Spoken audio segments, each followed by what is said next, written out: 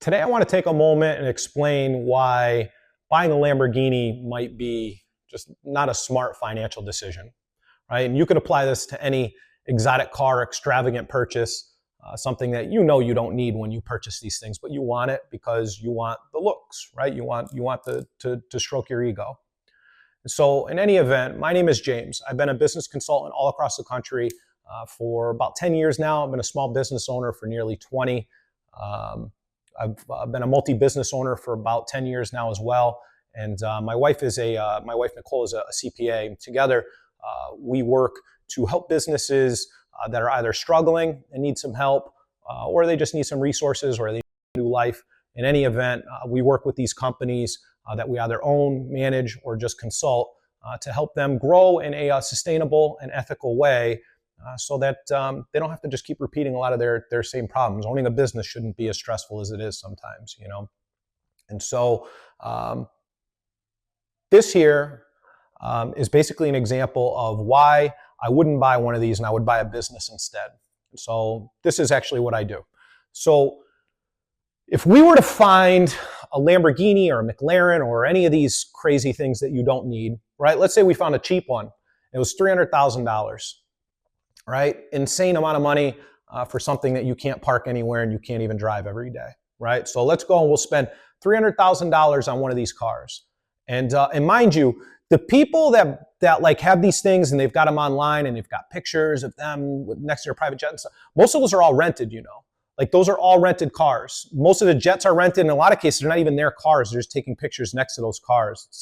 It's crazy. So if you're buying it to like impress somebody or look like somebody else, I don't know. You don't need to, you know. So anyways, so let's say we found one that was $300,000, right? For us to buy that, we've got to come out of pocket about $60,000, right? So that's cash flow. Cash is king in business. And so we need cash all the time. But in this case, this guy's going to take $60,000 out of his bank. He's going to put that down on this car and he's going to go and purchase it. And so let's say he's going to purchase it for 60 months at 8%. Even worse would be if he just paid cash for it altogether. But in this case, let's say he's, you know, somewhat intelligent and he's just going to take a loan. You can pay about $5,000 a month for that before insurance. And then that also doesn't include the depreciation. That car's going to lose about 15% in that first year, all day long. No good. So since we're going to say what we're going to do with $60,000 in cash, I made an example down here of a business that I would purchase and I would use that same $60,000 in cash. So what this looks like is I would go find a business that has roughly a $200,000 EBITDA, right? And so what EBITDA means is earnings before interest, tax, depreciation, and amortization. And so what this is this is essentially the true calculation, well, how we calculate to find the true profitability of a business. And in this case, this all boiled down, let's say in this example, to $200,000. Now, when we find this true profitability number, what we do is we add a multiplier to it. Most of the businesses that we mess with, we try to stay somewhere around maybe $1 million in total revenue, all the way up to about maybe $4 million in total revenue. And in this case, most of what we buy all has a multiplier of right around anywhere between 2 and 3. So in this example here, we'll just say it has a multiplier of 3, which gives us a sale price for this business. We can buy this business for $600,000, in which case we get cash, right? Money in the bank we can actually purchase. We can purchase assets, goodwill, staff, you know, their history, all of that other good stuff, right? And all we're going to pay for that out of pocket is going to be $60,000. We're going to go to the bank. We're going to get a loan for the rest.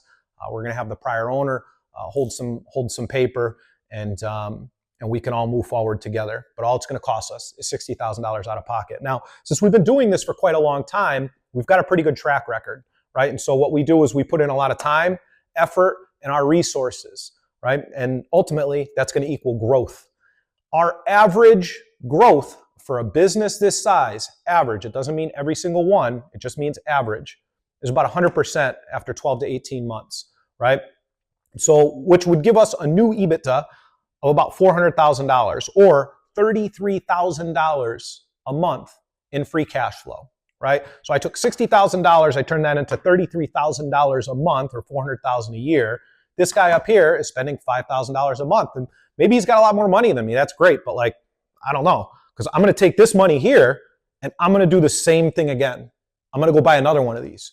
And where a lot of these guys, what they do is they'll take this and they go back and they go and buy another one. I met a guy recently, he had like 5 of these things in his garage. It was insane. Good for you. I'd rather have 5 more businesses, and so that's it. This is how it all breaks down. We'll just do it, rinse and repeat, and reinvest it into another one.